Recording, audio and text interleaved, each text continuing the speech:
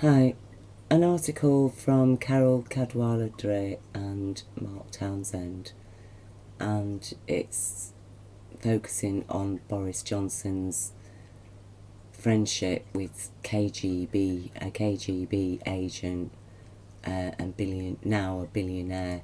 Well, he was an ex-KGB agent, but now he's an oligarch, as has happened with a lot of the former figures of power within what was once the Soviet Union. Many of them are now very rich and powerful oligarchs, and with connections to Russian governments. The Russian government, just in exactly the same way that very powerful wealthy British oligarchs are also connected to British government through mainly the Tory party. And, this is brushed off by Boris Johnson and his PA, as it were, that, he goes to Italy, he goes there.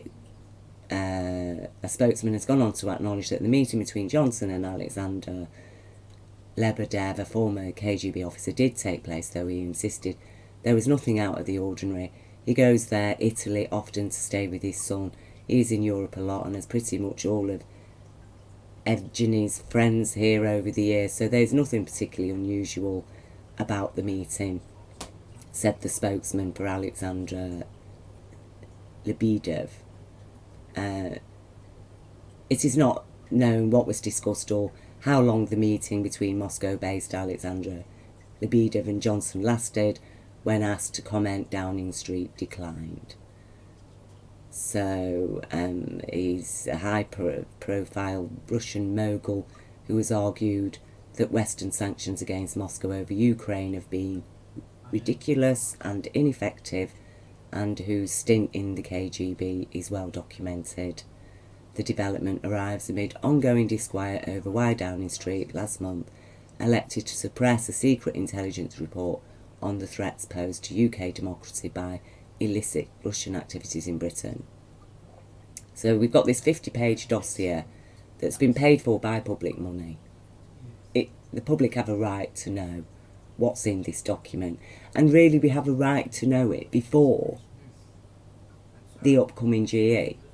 We do. We just do. It's in the public interest, because we are talking about foreign influence within a British referendum that was to take Britain out of the EU. It's caused immense damage to our country already. Over 300,000 people are now unemployed directly through Brexit. Thousands of businesses have suffered, have gone bankrupt, have had to close. The pound itself, our currency, has fallen in value. Britain's credit rating has been impacted. We're talking very, very serious issues. We're talking about people dying through lack of funding. Already we're going through austerity. So imagine a nation already going through austerity, then having to bear the brunt of the impact of Brexit, the economic impact. And I'm still in shock, actually, and incredulous that Britain's security services have allowed this to happen. I mean, I'm still shocked, actually. I've just watched the interview with Prince Andrew, and I'm still shocked that Britain's security services had failed, actually, to investigate people that the royal family is fraternising with.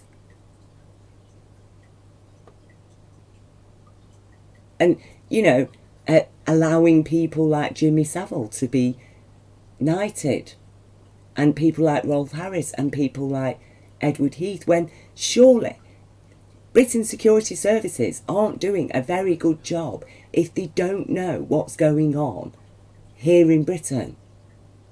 To the degree that people like Jimmy Savile, a sadistic child abuser, had his feet right under the table at the royal household, and even with Margaret Thatcher. You know, he invited to spend a weekend at Chequers with Margaret Thatcher.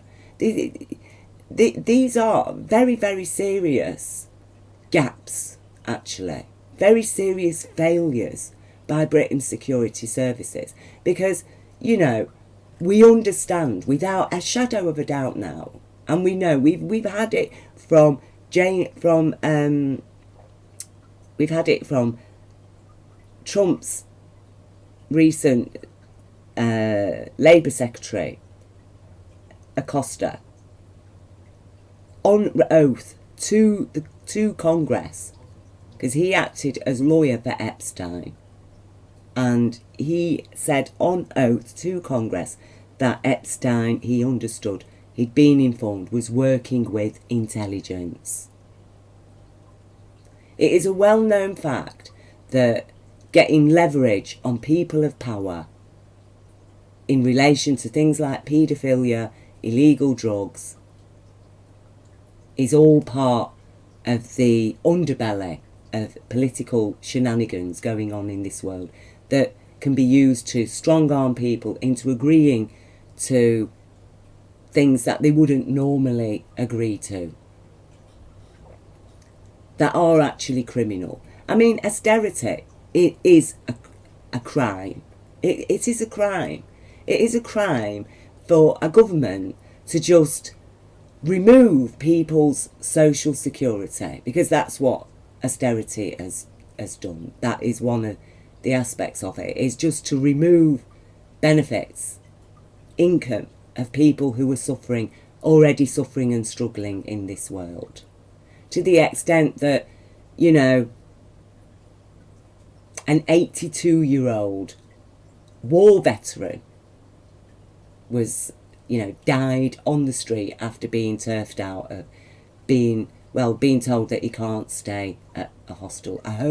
Homeless. What is an 82-year-old war veteran doing homeless on the streets in Britain? And I think he died, what was it, a night or a couple of nights before Remembrance Sunday. There's something wrong. There's got to be something seriously wrong there. That itself ought to be a wake-up call, that what on earth has happened, that war veterans, 82-year-old war veterans, are dying homeless on the streets in 2019. It's absolutely abominable. And then we find out that our Prime Minister is there fraternising with Russian oligarchs. And, you know, I've mentioned Russian oligarchs in the Intel for Brexit, which I've sent to Carol Cadwaladre and asked them, please, will you investigate the allegations in here? Because they're very serious. We're talking about illegal nuclear weapons, and then all of that being used as a foundation for invading Iraq. We're talking about millions of people's lives. Over 1 million dead. British soldiers dead, wounded. Countless children. A nation left in ruins. And all because of this kind of corruption. It's corrupt. It's corrupt. Now, can we imagine if Jeremy Corbyn, if this was Jeremy Corbyn? And it shows the power and impact of the media, that this stuff manages to just slip by, like, oh yeah, you know, he's just friends, he was just visiting his son and blah, blah, blah. And the same with Prince Andrew. Yeah, I was just, you know, why not just own up and say, yeah, I went to Jeffrey Epstein's house. Actually, I did get involved with a young lady there. I didn't know how old she was. Blah, blah, blah. Or Maybe he is telling the truth. Who knows? Maybe he was drugged. We just, it's... But it's hard to believe, isn't it, that somebody goes and stays with somebody for 4 days after they've been convicted of paedophilia and then goes and stays with them for 4 days to tell them that we shouldn't see each other again. It doesn't really sound credible, does it?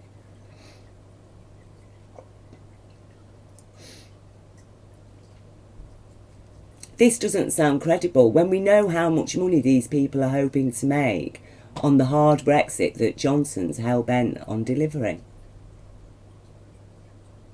I don't think we can trust this general election. I just don't think we can trust it. I think as a nation we have to be criminally negligent even to go ahead with it. We have to be criminally negligent to tolerate that this man and all his mob are still sitting at number 10. It's criminal negligence with the evidence that we already have. It's criminal negligence that David Cameron hasn't been arrested. It's criminal negligence that Tony Blair hasn't been arrested and been investigated about this illegal invasion of Iraq. And especially when we have the evidence given to us by Catherine Gunn in no uncertain terms. She worked for intelligence, that American intelligence had contacted Britain asking them to find dirt on UN officials in order to coerce them to endorsing invasion of Iraq. Now, that's all the evidence we need that this is what's going on. If it's going on at such high levels, and even against officials in the UN, how many of our politicians right now are compromised? And Trump coming over. We know Trump's involvement with Epstein. Is anybody... I mean, look, Prince Andrew has gone through, a 50-minute nearly interview with the BBC trying to extricate himself from the allegations around his friendship with Epstein and who he was involved with through that. But at the same time, we've got President Trump turning up at Buckingham Palace now to have tea with the Queen or dinner with the Queen as a pretext to a meeting with Boris Johnson before what I would say is a corrupt general election. The only reason why we're having this general election is because of Brexit and what he's tried to do. We cannot trust them. We are looking at a fascist power grab takeover of our planet. That's what's happening. That's how serious it is. And, I'm a nobody in this world, but I am a human being and I am concerned. I am a survivor, you see. So I understand from a personal level and from personal experience. I have directly addressed this issue of the way child abuse is systematically covered up and how it is an endemic feature among the rich and powerful, and how they have been, the crimes that they're involved in, most people couldn't even imagine. We're talking about an industry with dealing with millions of children. We're talking about an economic policy that imposes poverty on billions, that is relied on to deliver the millions of children now being trafficked around the world and sexually abused and exploited. We're talking about an industry. Without poverty, there would be no industry of child abuse. We know for a fact that in certain countries where poverty is just endemic, that parents are persuaded to sell their children.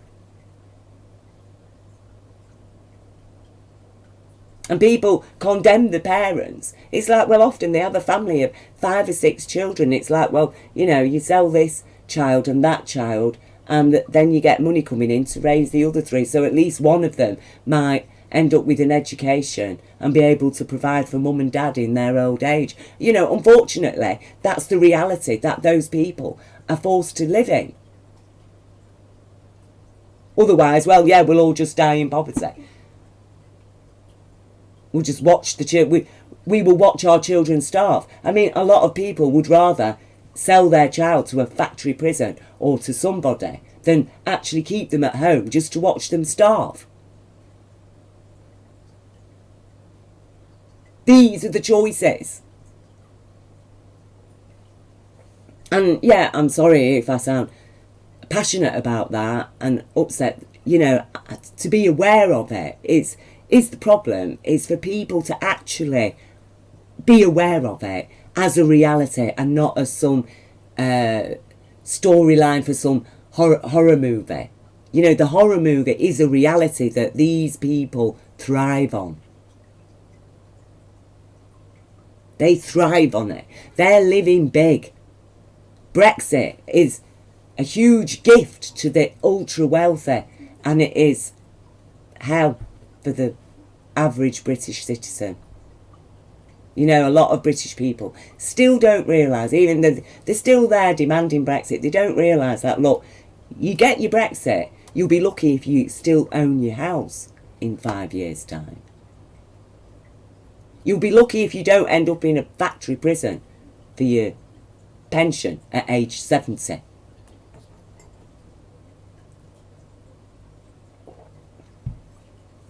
It's... Britain's security services. You've let us down. You've let us down as a nation, because, you know, I have shown you the law. The law is there, the Security Services Act 1989. You're not there to protect the government. You're not there to protect the Crown. You're there to defend Britain's economy and to defend Parliament and democracy.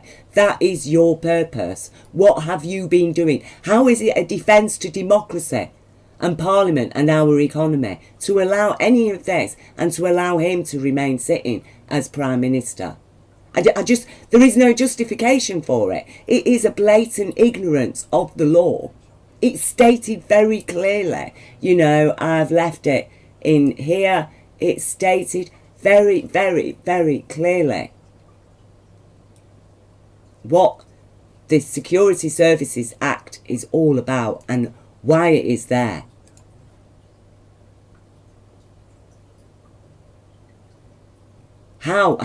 Why hasn't it been acted on? We're talking about Boris Johnson as an agent of foreign powers who run an illegal, fraudulent, criminal Brexit campaign, and is now, on the strength of that, sat in number 10 running a general election. For goodness sake, this is serious. We're talking about British lives at risk. We're talking about people's lives in other countries at risk. We're talking about a threat against Europe. We're talking about far-right extremism. We've just witnessed Stephen Miller, one of Trump's top men at the White House, best pal of Trump. We are in no doubt now that the man is a blatant white supremacist, and that whole philosophy is complete madness. It's based on actual madness. This assumption that people of pale skin are somehow genetically superior, and, you know, that we're at risk of becoming extinct as a race. It's just total nonsense. It is absolute nonsense. What difference does it make what colour skin somebody is? It's just a matter of, what is it, is it melanin? A pigment. A pigment related to protecting this people's skin who were born in hot countries. It is irrelevant. And the very fact that there's whole organisations based, and this philosophy is still operating in our world, and even as it has found its way into the White House now. It is outrageous. And to the extent that we've got, Donald Trump now having tea with the Queen with all the allegations against him. Where's the 50-minute interview with Donald Trump posing the same questions as have been posed to Prince Andrew? We're talking about, the Broadway. The gate to the kingdom of heaven is narrow. It's a narrow gate. What can pass through the eye of a needle? Light, golden light of intelligence. A thread of light can pass through the eye of a needle. That intelligence, that light, that's law and order, and that's founded on compassion for protecting children. And we're not protecting our children. We're protecting criminals. Every kind of criminal is allowed in. Well, once we start giving such a lax attitude, such a lax approach. Why was Jimmy Savile allowed into the circle of the royals? Were the royals being used in order to add to Jimmy Savile's power of then being a trusted person, so that, he could actually recruit more paedophiles into power, more yes men? What was Patrick Rock doing as senior advisor at Number 10 to David Cameron? How is a man, David Cameron's fixer, for 23 years, known as David Cameron's fixer? What? Nobody knew that he enjoys to watch images of children suffering abuse, and people think that that's less of a crime, that people who buy these images are not themselves actually creating the market. They are forming the demand for these images, because who would produce them if nobody was there to buy them? Are we saying that Britain's intelligence didn't know, and that such a person was head of policy making at Number 10? And that the Britain's media, the BBC, made so little about that David Cameron, the Tories, even get voted back in the next year. It is crazy. It's crazy. And I can't blame the public. The public are too busy struggling to survive. They haven't got time to go into all the ins and outs of this stuff. That's why we have a media. That's why we have a BBC. To provide trusted news and that looks out for people like the meerkats. Even a meerkat can do it. But we're not getting lookouts. We're just getting lookouts to cover stuff up and to lie to the public and dumb everybody down and keep them in a false sense of security. Our security is shot. It's shot.